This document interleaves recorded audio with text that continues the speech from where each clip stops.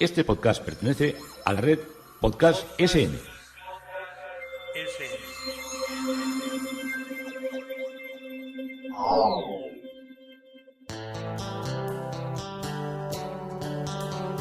Historia con sentido. Un podcast realizado y presentado por Juan Carlos González.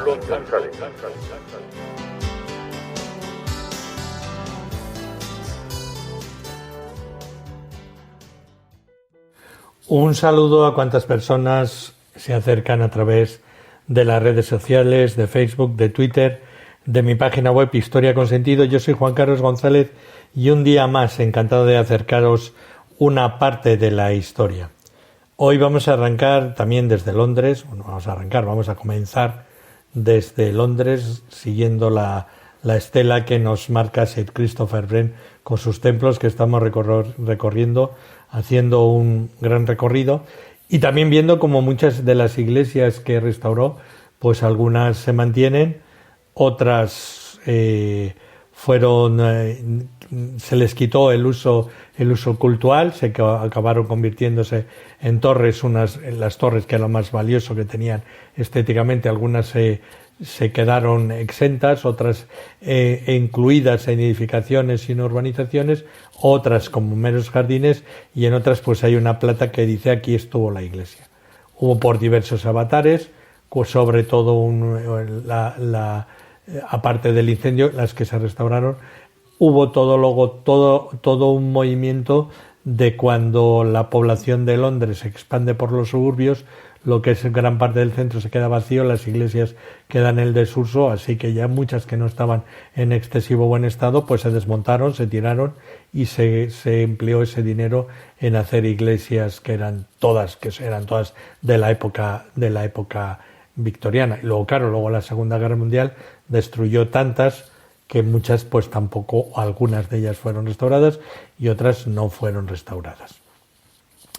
Una de las cosas que sí me ha estado dando vueltas durante los podcasts anteriores que dedicamos a todo lo que era las guadañas y todo lo que era la industria de esa producción y de esa fábrica que había cerca de donde yo viví mi infancia y una parte de mi juventud, era la poca preocupación que tenían de la estética.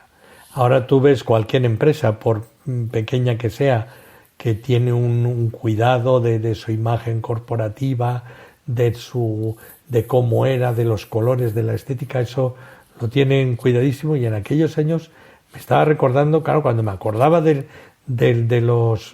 las guadañas y cómo las llevaban a mi pueblo en unas cajas de madera, las llevaban metidas en unas cajas de madera, así como si fueran unos pequeños ataúdes con unas cuerdas a los dos lados. Las cajas eran muy bonitas, como estas cajas que veis en las películas de vaqueros, que siempre abren esas cajas que no saben lo que ocultaban allí y era donde escondían un tráfico de fusiles. Pues era algo parecido. Esa caja luego tenía unas tablillas cruzadas de lado a lado con unas rajas donde se iban colocando sucesivamente las guadañas allí, y luego tenían en la parte baja, por decirlo de alguna manera, era donde iban los mangos, todos allí para que no se movieran, todo con paja, era todo muy rudimentario, muy ecológico, porque seguramente esa paja y esa madera se emplearía como leña para cocinar o para calentarse donde fuera. Y lo que sí me acuerdo era de los camiones, de los camiones Pegasos, que eran omnipotentes, que eran de un color gris oscuro con las letras negras. Eran casi como una cosa tétrica, ¿no? Ponía PESA en una visera que tenían para que no le diera el sol al señor conductor. Eran de esos que llevaban en la parte central el motor, que iba forrado con una especie de acolchado que era como una bata guatiné de estas pero con un plástico, como un cuero, como una especie de charol, pero no era en charol negro, sino acharolada, brillante, ese cuero que había puesto, con rombos, y solía ser de color marrón, de color gris y de color granate, de lo que me acuerdo yo cómo era. Tapaban eso y quitaban un poco el ruido y la vibración, que era enorme, y el ruido era el calor que desprendían esos motores era infernal, porque ahí no penséis que había refrigeración y aires acondicionados de leches. Ahí el aire acondicionado era el que abría la ventanilla. Todas estas cosas eran marca Pegaso. Y lo que sí me acuerdo muchísimo era que la caja de cambios donde se cambiaba era una varilla interminable, una varilla, no, yo creo que había que hacer músculo, que era como una especie, como una L, una barra muy larga, y desde allí cambiaba, iba metiendo la marcha, la primera, la segunda, incluso tenían más marchas porque había como marchas medias dentro de lo que era la primera, tenía media, primera media, segunda media, o sea, era mucho más complicado conducir que era ahora. Y sobre todo estaba ahí ese caballo, ese Pegaso, que yo luego lo he visto muchas veces cuando iba al aeropuerto de Barajas, y estaba allí la ciudad Pegaso. De hecho, muchos camiones de Pegaso se llamaron Barajas. Y todo esto venía, y siempre me parecía, en todo ese caos que había de oscurantismo y de poca estética dentro de lo que eran las imágenes corporativas, me llamaba siempre lo bonito el caballo, el Pegaso, que estaba puesto como con una chapa dentro de todos los camiones. Y estaba pensando cuando estaba dando vueltas, y luego he empezado a buscar bibliografía, porque os voy a hablar también en próximos capítulos de todo lo que es la mitología de Pegaso, de ese caballo alado, no helado, sino caballo con alas. Y decía yo, ¿por qué le pusieron Pegaso y por qué hicieron algo tan bonito? Y entonces resultó que esto vino por una pelea que venían con los italianos del Cavallino, de los Ferraris, que también es otro caballo. Pues estos que hicieron hacer un caballo de estos, le salió muy percherón, ¿eh? El caballo del Ferrari es un caballo muy esbelto, pero estos hicieron un caballo con 2 testículos, como el de Espartero, y con 2 alas bien grandes, y el caballo bien gordo y bien grande. Y todo esto sucedió porque había una especie como de, bueno, claro, cuando en la Segunda Guerra Mundial Italia y Alemania pierden la guerra, pues muchos de los intereses en los cuales nuestro país estaba mezclado lo eran con creaciones y con industrias italianas y alemanas. Pero en el tema de la construcción de vehículos eran más bien con Italia, más que con Alemania. Aquí no teníamos Mercedes ni Volkswagen de esos ni coches de los de alta gama que usaban los alemanes, sino como a lo sumo nos llegaba algo de Italia. Y había una empresa que era la hispano-suiza, pero tenían muchas patentes. Luego los suizos, ya sabéis que es un país que tiene riqueza, no es rico porque allí chocolate, relojes, pero tienen también muchas patentes y marcas, y muchas de las cosas de la hispano-suiza la tenían ellos y no la teníamos nosotros.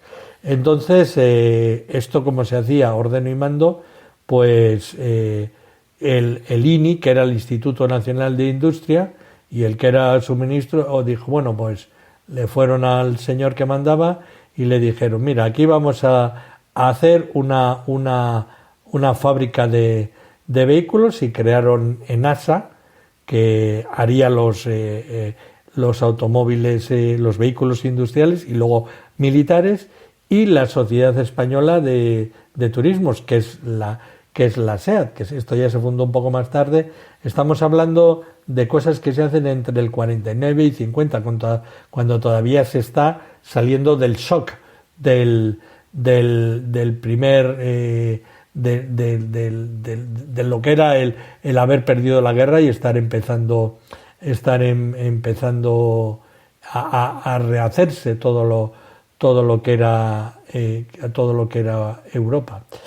Y la hispano-suiza, la empresa hispano-suiza había simpatizado en la guerra con el alzamiento, con la parte de Franco y había tenido una cooperación en la nueva etapa de una manera total y absoluta, y se volcó en hacer en la industria armamentística de aviones, de motores, de cañones, como cliente preferente era el Estado. Pero un fallo que tuvieron en el desarrollo de un motor militar fue la excusa para congelar los encargos que tenía, y que el gobierno con el proyecto, un proyecto que llamaron el proyecto Ricard en la recámara, asfixiaba definitivamente a una compañía que dependía demasiado del ejército del aire. Los intereses que había aquí de todos los movimientos eran increíbles, o sea, el que tenía las concesiones aquí las tenían 4. Y tras ser llamado por la Hispano-Suiza para fabricar un camión Alfa Romeo bajo la licencia italiana, cuando la caída de Italia en la Segunda Guerra Mundial y de la propia empresa española hicieron que un ingeniero catalán, Ricard, de aquella firma se propusiera para capitanear un proyecto nuevo de vehículos con ENASA como empresa y con el fondo del dinero del Instituto Nacional de Industria, y con la marca Pegaso como firma comercial y sin ninguna competencia privada, porque ya no había competencia alguna. El 26 de octubre del año 1946, tras una expropiación forzosa, el INI adquiría todas las acciones de NASA, los restos de la legendaria hispano-suiza, y el nombre de Pegaso, como os he dicho, fue tomado del caballo de la mitología griega, que simbolizaba en aquellos hechos imperiales y en aquella simbología y palabrería, simbolizaba la potencia y la ligereza, y el logo que diseñó el Ricard, que era este ingeniero que capitaneaba toda esta idea, lo diseñó junto al escultor Gabino Amaya, y debía contener, como os contaba al principio, un caballo más rápido que el Ferrari, de cuyo fundador, Enzo Vilfredo, acérrimo archienemigo en Italia, sobre todo porque ambos, curiosamente, habían competido y compartido una etapa en la casa Alfa Romeo. Las primeras carrocerías de Hispano-Suiza basadas en los diseños de Alfa Romeo fueron lo que dieron el primer camión, el Pegaso Mofletes, del cual iré hablando otros días. Todo es interesante, todo es interesante. Cruzar Segunda Guerra Mundial con camión que llevaba guadañas, con la mitología de Pegaso, con un enfrentamiento entre dos ingenieros de vehículos, con un Estado autárquico que quería crear una nueva industria local sin ninguna competencia. En fin, esta es nuestra historia con sentido, pero nos tenemos que volver a Londres, a St. Denis Baptist, en el barrio de Lambourn, de origen medieval, reconstruida también tras el incendio de Londres y demolida en el año 1878. Fue una iglesia dedicada a San Dionisio, el Areopagita, el que se subió encima de la columna, y el nombre de Baptist podía haber venido de su disposición detrás de otros edificios o de su posición en relación con la iglesia de San Gabriel Fenchurch. Existía ya en el año 1278, cuando Reginald de Staden fue registrado como rector, y el patrocinio de la iglesia permaneció en los canónigos de Canterbury y luego en el capítulo en el decano de Canterbury, en el deán, y luego pasó al capítulo de la catedral. La iglesia fue destruida en el gran incendio de Londres de 1666 y reconstruida con los diseños de Christopher Wren en el año 1674. Una torre, también diseño de Wren, fue añadida 10 años más tarde y se dividió en nave, pasillos con columnas jónicas que soportaban una entabladura, y el techo de la nave estaba arqueado y perforado por unas ventanas circulares bajo de unas aberturas abovedadas, mientras que las ventanas que había en el techo de los pasillos eran horizontales, y había una galería oeste con un órgano. El campanario se dividió en 3 plantas por alturas. En la parte superior había un parapeto abierto y una pequeña torreta de un campanario que fue retirado en el siglo XIX. En el año 1858 el Consejo Parroquial pidió al arquitecto George Edmund Street que examinara la estructura de la iglesia y descubrió que la iglesia necesitaba reparaciones sustanciales y recomendó que lo más económico era demoler toda la iglesia excepto la torre y reconstruirla con un diseño gótico propio. Y ante tales planes que se pudieran llevar a cabo, el Consejo decidió que la iglesia ya no era necesaria. En 1878 la parroquia se fusionó con la de Todos los Santos de Lombard Street bajo la Ley de Unión de Beneficios de 1860, y la iglesia fue demolida. Mientras se examinaba la iglesia tras la fusión con la otra, se descubrió una cripta del siglo XV que había sobrevivido bajo el presbiterio de la iglesia de Wren.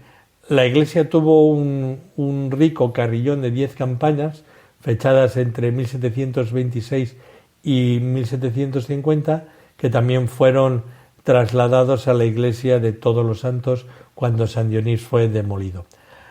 Una marca parroquial se puede ver en Pilot Line, y la iglesia de San Denis para los franceses, Parson Gardens, fue construida con los ingresos de la venta del sitio de la iglesia de la ciudad, y su pila bautismal y púlpito sobrevinieron allí. Los enterramientos fueron trasladados al cementerio de la ciudad de Londres, y la parroquia está fusionada con todas las de la zona. La siguiente iglesia que visitamos es St. Matthews, o que vamos hablando de ellas porque muchas ya no quedan. Es St. Matthews Friday Street. Está ubicada en Friday Street, en la salida de Chesapeake. Hay un grabado que se remonta al siglo XIII, un croquis, y la iglesia también fue destruida en el incendio de 1666, luego reconstruida por el estudio Sir Christopher Wren y demolida en 1855.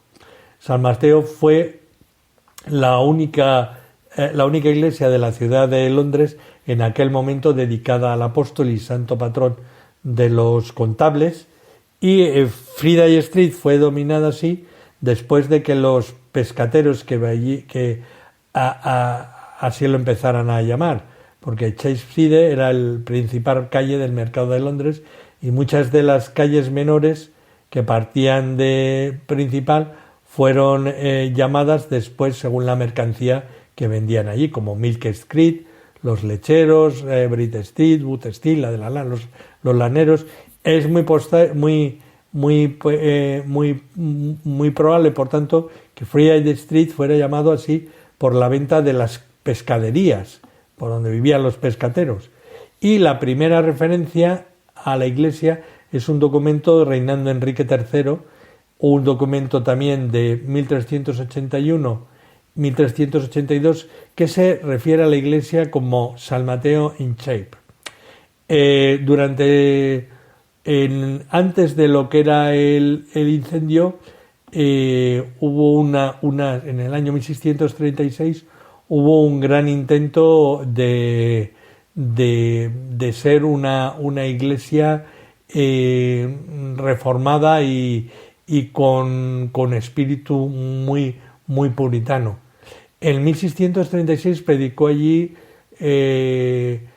William Law en el ritual de la iglesia que debía acercarse la iglesia de Inglaterra a los pobres, y acusó a los obispos de ser destructores y no pilares de la iglesia.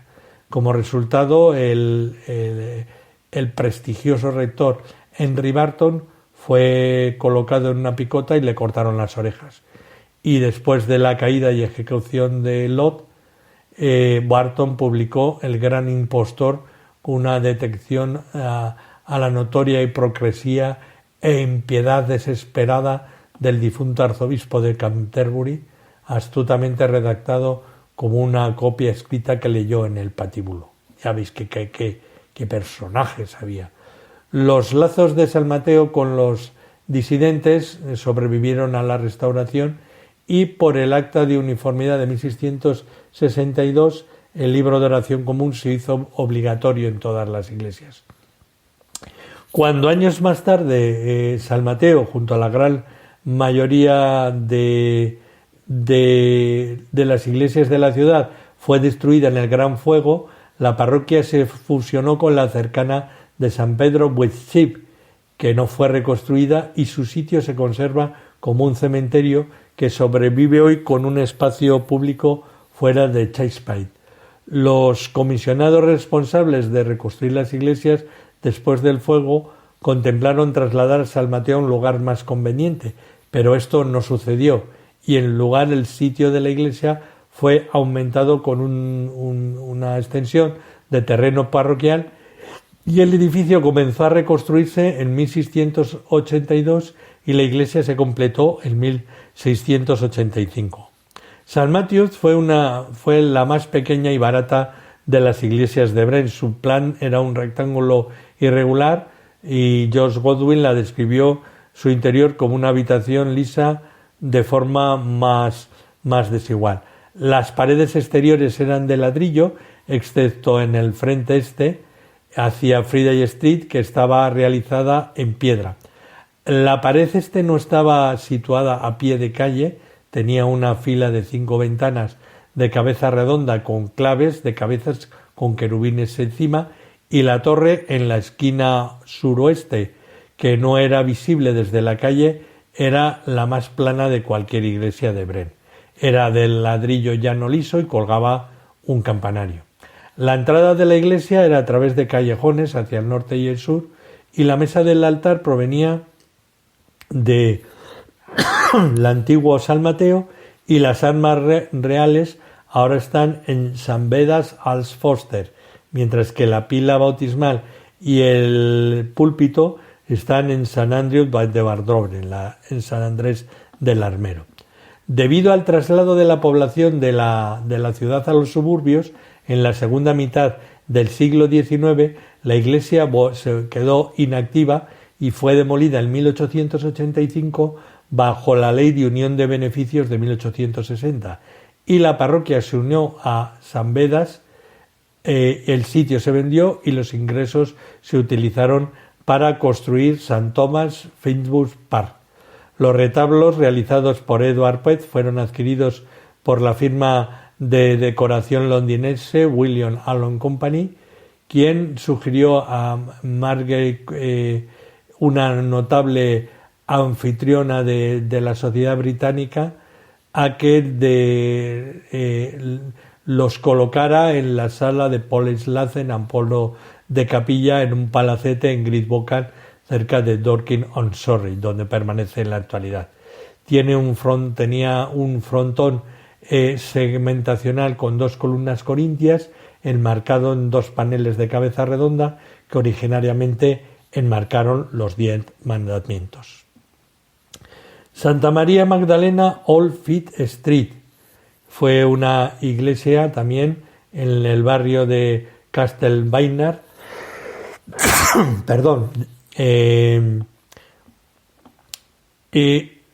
Fue la única de las 8 iglesias de la ciudad del incendio de Londres llamada de Santa María de Penitente, de Santa María Magdalena, en lugar de Santa María Virgen o de la Virgen María. Old Fleet Street anteriormente iba desde el Támesis hasta la Catedral de San Pablo y era la ubicación de un mercado de pescado desde la época medieval. Fue incorporada a King Thayer Street en 1872. La primera referencia a la iglesia está en un documento de 1181 como Santa María Magdalena. Otros registros medievales se refieren a la iglesia con Santa María Magdalena de los Pescadores cerca de San Pablo, parroquia de Santa Magdalena en el Mercado del Pescado, y Santa María Magdalena en Lambertseal. Eran todos los nombres distintos que se le daban. En los monumentos conmemorativos de la iglesia antes del fuego había una placa de bronce en 1586 conmemorando al comerciante y benefactor Thomas Berry. La placa sobrevivió al gran fuego y está en St. Martin Ludgate. Y St. Martin Ludgate también tiene las credencias para el pan o las mesas de apoyo litúrgico de Santa María Magdalena. El día de Pascua de 1653, John Evelyn escribió en su diario que él y su familia recibieron la comunión en Santa María Magdalena. Esto fue durante el protectorado, cuando todos los servicios anglicanos fueron prohibidos. Y la iglesia fue destruida en el Gran Fuego de 1666 y la parroquia combinada con la de San Gregorio por San Pablo, que no fue reconstruida. La construcción de la nueva iglesia comenzó en 1683 con nuevos cimientos para la pared norte y la torre, pero incorporando a algunos de los antiguos muros en otros lugares. Y la obra se completó en 1687. Entre 1824 y 1842 el rector fue el reverendo Richard Harrit Braham, autor de las Inglesby Legends, que fue un libro, un hito también en la literatura inglesa. Y en la mañana del jueves 2 de diciembre de 1982, un incendio estalló en un almacén en lo que en ese momento se llamaba King Street y se extendió al techo de la iglesia, causando grandes daños. Y aunque la iglesia estaba asegurada y era reparable, el evento tuvo lugar durante ese periodo en que varias iglesias intactas de la ciudad de Londres estaban siendo demolidas, y la oportunidad fue aprovechada para derribar también Santa María Magdalena y combinarla con la parroquia de St. Martin Ludgate, que recibió algunos de los elementos litúrgicos de la iglesia demolida. El sitio anteriormente ocupado por Santa María Magdalena fue construido después de la Segunda Guerra Mundial y ahora está cubierto por Old Church Square, por una plaza, y la parroquia conserva elementos que están guardados en San Andrew by the Bardobre y en la iglesia fue objeto también de un poema de John Bettman, donde el narrador es el alcaide del rector, y se refiere al diseño de Bren como una caja con un techo muy fantasioso. El plan arquitectónico de Santa María Magdalena era más o menos rectangular, con una pared al norte ligeramente cónica hacia el oeste y las dos fachadas a las calles, al este en Old Fitz Street y al sur en Old Chains, y se realizaron en piedra de Portland. Debajo el material eran escombros de piedra reutilizados. Había 4 grandes ventanas redondas en el sur y 3 ventanas similares en el este. Y cada ventana estaba flanqueada por pilastras cubiertas por volutas. La entrada de la iglesia era a través de una puerta debajo de la ventana occidental en el frente sur, y el techo poseía una balaustrada. La torre fue erigida junto a la pared nordeste y tenía unos 50 metros de altura. Tenía una aguja en piedra que consistía en una pirámide octogonal de 5 escalones a la que se asentaba una linterna octogonal abierta de la que emergía un campanario cóncavo.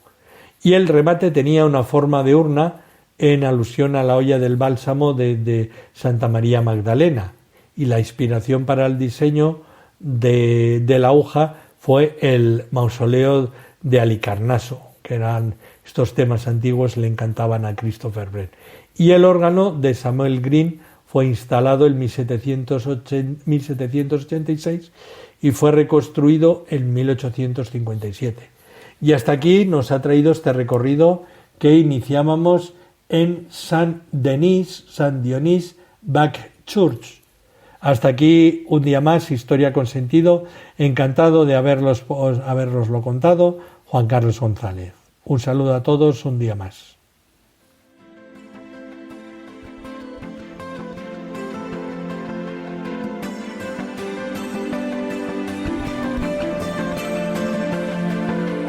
Hasta aquí un episodio más de Historia con Sentido. El podcast que te habla de historias de la historia, sucesos, eventos, como si el ayer fuera hoy. Síguenos a través de iTunes, Spreaker o iVoox. Contacta con nosotros por correo electrónico escribiendo a podcast@historiaconsentido.com. Nuestra web www.historiaconsentido.com. Y en Twitter nos encontrarás como @historiasentido. Este podcast pertenece a la red Podcast SMM.